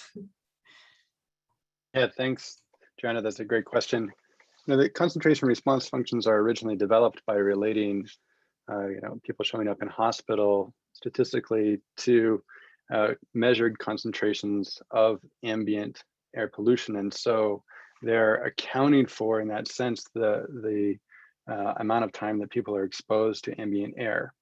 The concern then is when we apply that concentration response function to a different population whose relative time indoor versus outdoor, or their maybe indoor environment, is different than the population that was used in the EPI study to develop that relationship. And so, I wouldn't have a huge concern if we were talking about, okay, we're applying this just to the, the cohort of people that were used for developing this function in the US or China. But when we start to apply it to very different sorts of populations and very different sort of schedules for being indoor versus outdoor, it is a concern. The more information that we can get in terms of EPI studies, looking at this relationship across different populations, the more robust those relationships will be. But I would look very quizzically or skeptically, perhaps, at use of these tools in settings where we know there's been a massive shift in people's habits as far as their commute, their indoor versus outdoor exposure, even in the same populations that were used for this study. I'd imagine you might see some estimates related to the impacts of COVID on air pollution and the impact of that on these sorts of estimates of premature deaths. And I would look very skeptically at that to say, to what extent were the patterns and habits during a COVID lockdown substantially different than they were during the time periods at which those EPI studies were done. Thank you, Devin. I'm going to turn to a question for Aaron. This is from Chad Bailey and was also upvoted. When doing global modeling studies, how variable are the emissions inventory methods across nations? And how much disease burden is estimated to occur in areas of differing levels of quality of the emissions data? Yeah, okay, so there is a wide variety of how you can estimate emissions. So with the inventory that we ended up using, the CEDS emission inventory, this is a really great tool in my opinion, because it uses information from various emission sources. So for example, they provide, or the first step in the CEDS system is to provide default estimates using kind of consistent methods around all regions in the world. But then it actually incorporates emission estimates from the US, for example, from the EPA, or for various agencies in the UK or Europe. And so the emissions that are used, or the final emissions in the CEDS system, kind of reflect these other more authoritative emission inventories. So that is one of the reasons, or another reason why we use the CEDS system. That being said, there are definitely areas of the world where emissions are more uncertain. I think Africa is definitely one of those regions. And I mean, you saw that there were multiple African countries that showed up kind of in that top 9 list that I showed at the end. And so there are large sources in large uncertainties in emissions in regions where the disease burden is quite large. So I think this is definitely one area that requires future work. It can be difficult collecting emissions information or information that you need to inform emission estimates. So activity data, emission factors for particular sources, how those data vary across countries or across regions. So this is an area that needs more attention, I think, but we in our study were using what we thought were like the best available data at the time. Thanks, Erin. There's a question for Marcus from Erin Cohen, and it's a rather weighty question. So is the choice between a cost effectiveness and cost benefit framework a political one? And what are the political economic priorities that underlie a government's preference for each approach? How does the choice between them affect disparities and inequities in outcomes within and between countries? Yeah, that's a good question. Yeah, it's a good question. I think in principle, a way forward is to walk with two legs and to employ or use both, take information from both types of analysis, as a cost effectiveness and the cost benefit analysis. For the cost benefit analysis, as I've mentioned, you need, in order to be accepted, people have to accept both the quantification of the health impacts as well as the quantification of the value of human life and so on, which is not always given, especially if in a situation where decisions about the burdens, the inequalities and impacts, decisions which have impact on the distributional issues between in the sectors and between countries, if they are affected. But I think in principle, one issue of with the cost-benefit analysis is that in principle this is a kind of a closed circle, and so you estimate the costs, you estimate the benefits, and then the method tells you one single solution, and this is the single solution coming out from the model machinery. And essentially, there's no place for a decision maker to do any decision, because the cost-benefit analysis tells you the one and only decision which is the right one. A cost-effectiveness analysis starts from policy targets, which are chosen by decision makers, and then identifies, okay, if this is the target, then this and this and this set of measures is the most cost-effective way forward to achieve this target. And there's, of course, in the way you're specifying the target is already a lot of flexibility and opening for considering the distributional aspects of certain policies. And so this cost-effectiveness analysis would not or will not tell you one single answer, but usually it's kind of an iterative process where targets are established, the implications in terms of the distribution of costs and of benefits for the different groups in the societies are analyzed, discussed, and then in reality then maybe the targets will be modified, and it's an iterative process. And I think the way forward is to derive information from both sides of from both methods actually, and then at the end of the day it's always a political decision with many other factors which we can never introduce in all the models, but political weight and preferences and all kinds of things. It's always a political decision, but I think what is really would be important is to promote the knowledge base and the scientific understanding as much as possible and bring it as close as possible to the decision process. And I see these two different ways or avenues for producing, for bringing a knowledge base into the decision process. And actually, it's a matter of taste. I think observe also it's a matter of a cultural issue, maybe in some parts of the world. Policy making is more used or more linked to cost benefits analysis, while in other parts of the world there's a very different culture there. Thank you, Marcus. I'm going to turn to another question for Erin. This one comes from Mikhail Krzyzanowski and was also upvoted. And he asks, what is a reason for the very large contribution of agriculture to global emissions? This appears to be something like 2 times larger than in earlier assessments. Yeah, so agricultural sources of PM 2.5. So that's largely due to the emissions of ammonia that can go on to form ammonium nitrate particulate matter. And in terms of relative contributions, I think in our GBD Maps global study, we actually found a smaller relative contribution of agriculture than prior studies like the Lelyveld 2015 study that I showed on one of my earlier slides. So yeah, I guess I can't speak to there being a larger contribution now than in the past, because we actually found smaller contributions than some more recent study or previous studies. If I may, I think what stood out to me was the map showing agriculture as the largest sector for Europe. And I don't know if that's a different result, but maybe you could address that.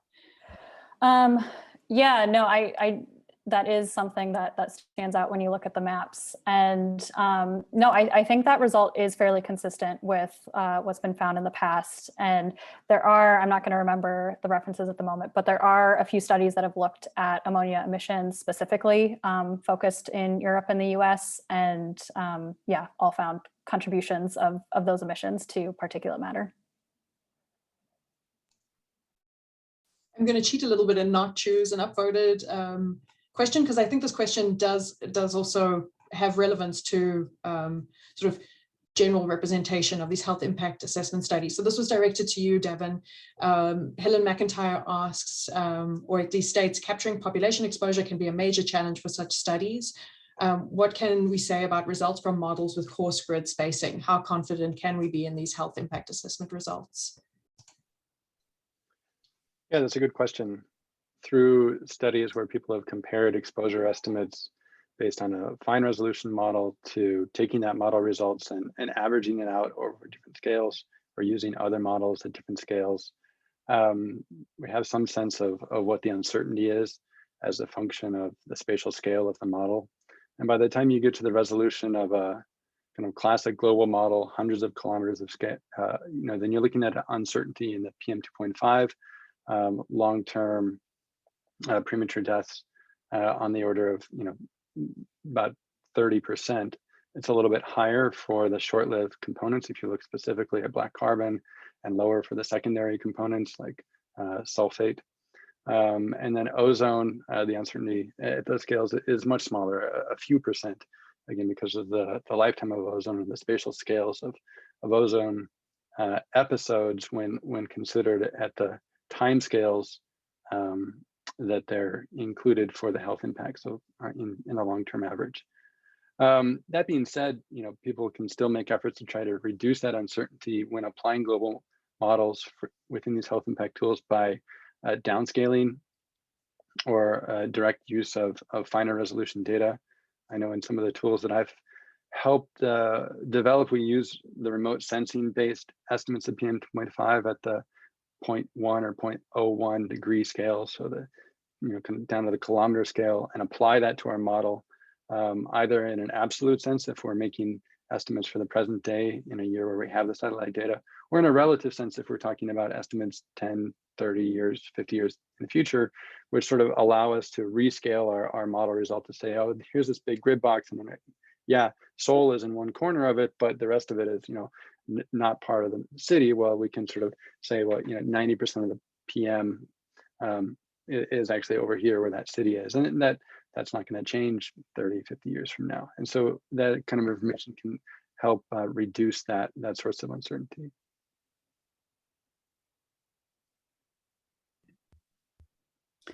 So I have a question for Charity.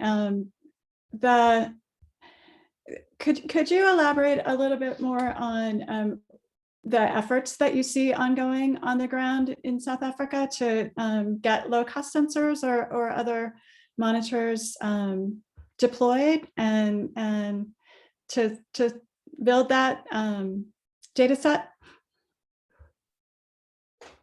Yeah, sure. So it's a good question because I'm part of a project with the University of Leicester in the UK. It's leveraging air quality data for epidemiological studies. Its abbreviation is LEAP-EPI.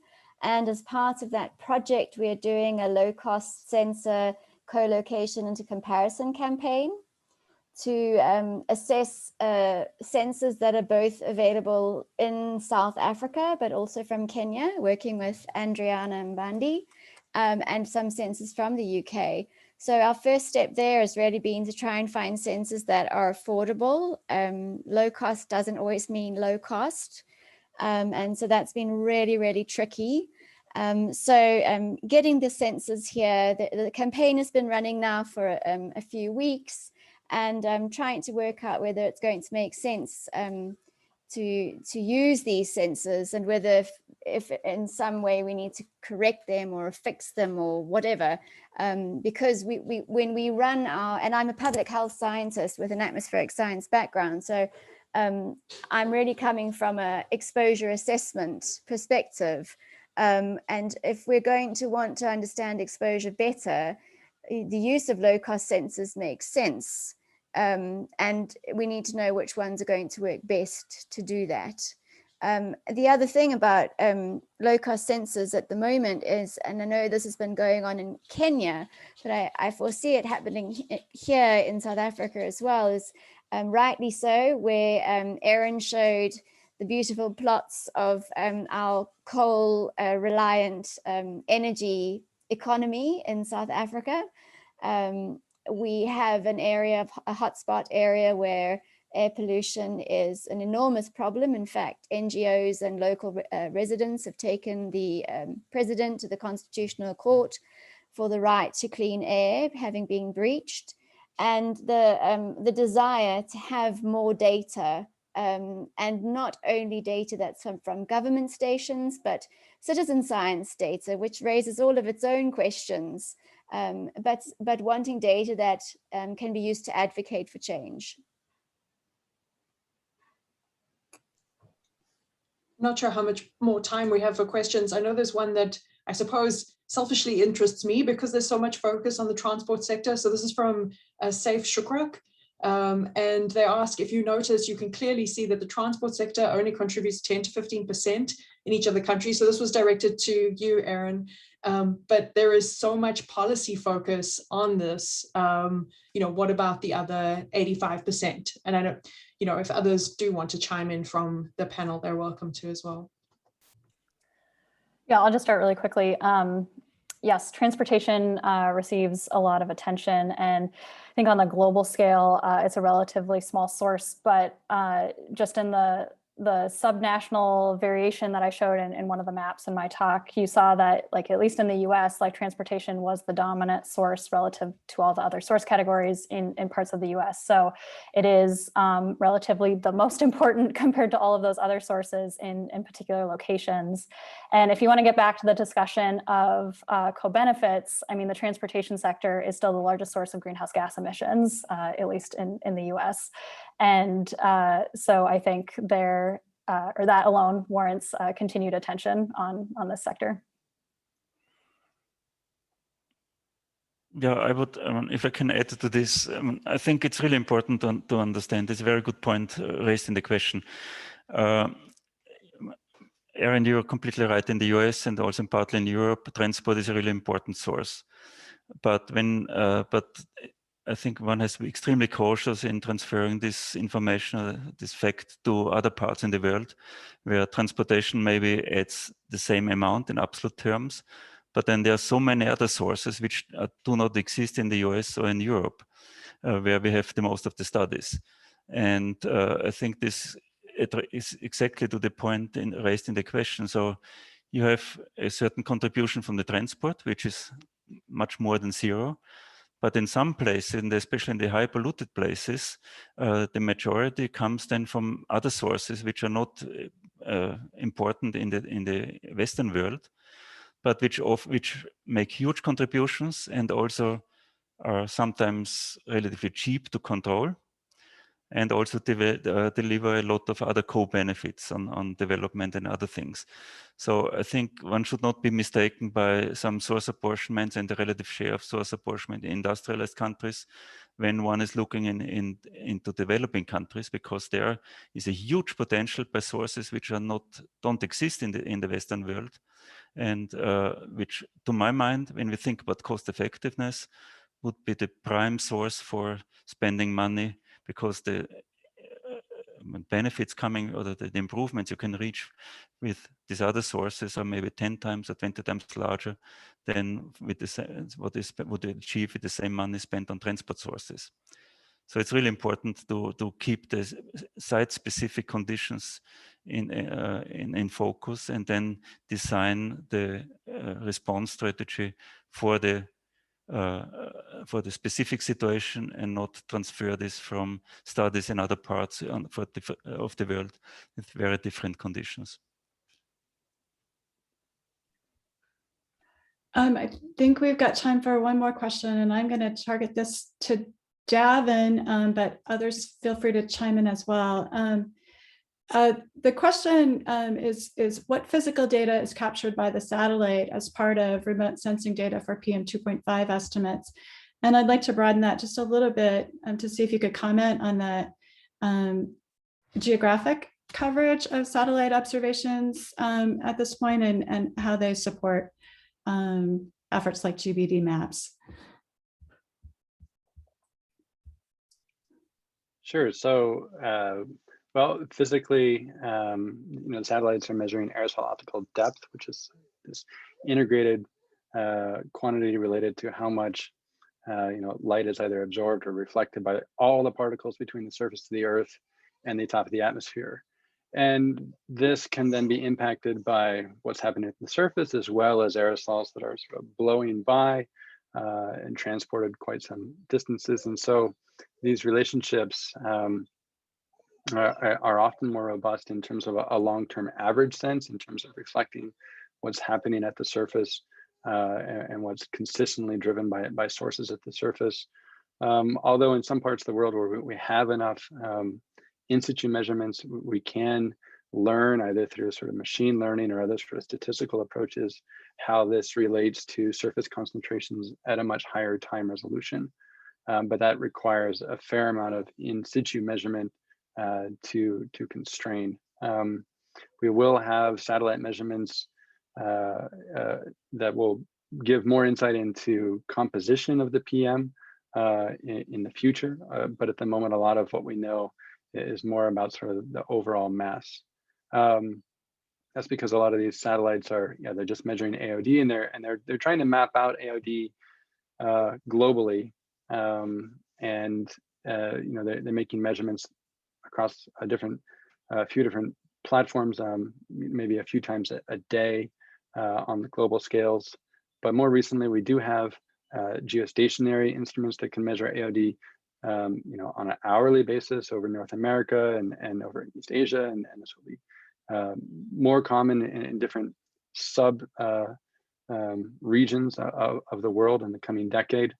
This will help us understand their sources and I think maybe some of the exposure questions in new ways.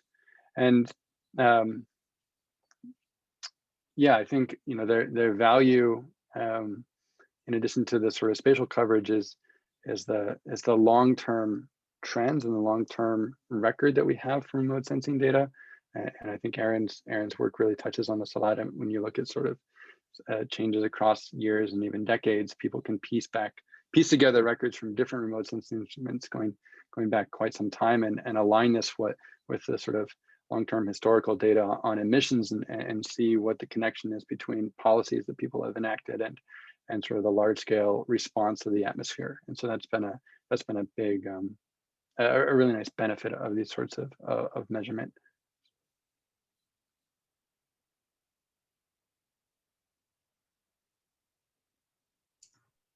I think we are out of time. I know there were many more questions that came in even just as a result of this Q&A session, so we should close out. I wasn't sure if Pallavi wanted to have the final closing statement. Yes, Thank you, Eloise, and thank you to all of the speakers and the panelists. This has been a fascinating discussion, and I think we still have many more questions yet to discuss and answer. So hopefully we can follow up with other sessions on this topic. We're very excited also that the people got a preview of the GBD Maps report and how it might be used in different places. We are hoping to work with Erin and the other investigators on the team to continue that conversation. So stay tuned for more on that. On HEI's behalf, I would just like to thank everyone for joining us today, both our chairs, the speakers, the panelists, as well as audience members. As we've said before, recordings are going to be available on YouTube in the coming weeks. Please stay tuned for more information on that. And our next webinar is going to focus on the COVID pandemic and links with air pollution and health. And again, on behalf of everyone at HEI, I would like to thank you all. And we're hoping that you can fill our post-webinar survey so we can continue these webinars and conversations in the future. Thank you very much.